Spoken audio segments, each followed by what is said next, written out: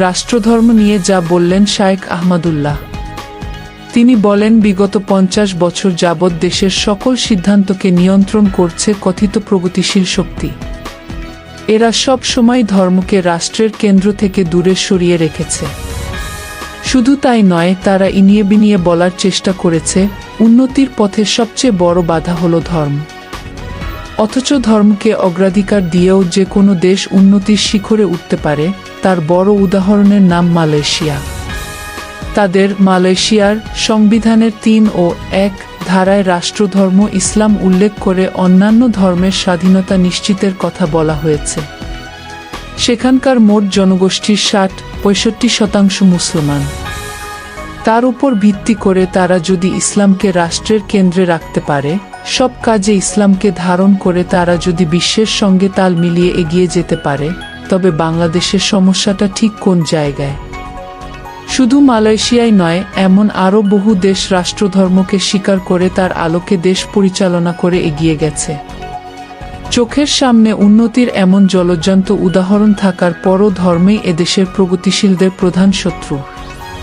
অথচ যুগের পর যুগ রাষ্ট্র থেকে ধর্মের বিযুক্তি আমাদের দেশকে কি দিয়েছে, কতটুকু উন্নত করেছে, এটা সময়ের বড় প্রশ্ন। এর চেয়ে যদি রাষ্ট্র পরিচালনায় সংখ্যাগরিষ্ঠ মানুষের মূল্যবোধকে অগ্রাধিকার দেওয়া হতো, তাদেরকে যথাযথ মূল্যায়ন করা হতো, যদি তাদের ভেতর এই অনুভব ছড়িয়ে দেয়া যেত যে তারা বাইরের কেউ নয়, তারা এই দেশের মালিক, তবে দেশের উন্নতি ও অগ্রগতির জন্য তারা সবকিছু উজাড় করে দিত।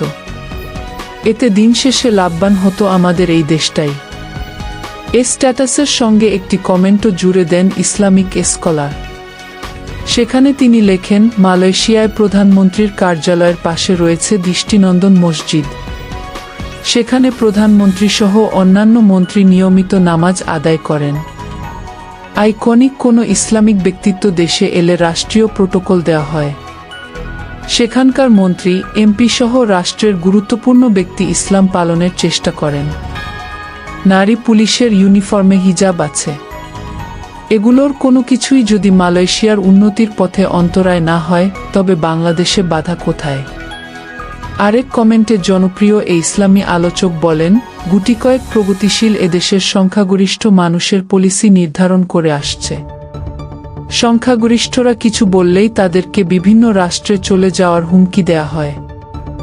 এভাবে দিনের পর দিন জনগণের গণ আকাঙ্ক্ষাকে উপেক্ষা করা হবে, এটাই কি কথিত প্রগতিশীলদের গণতান্ত্রিক আচরণের স্বরূপ?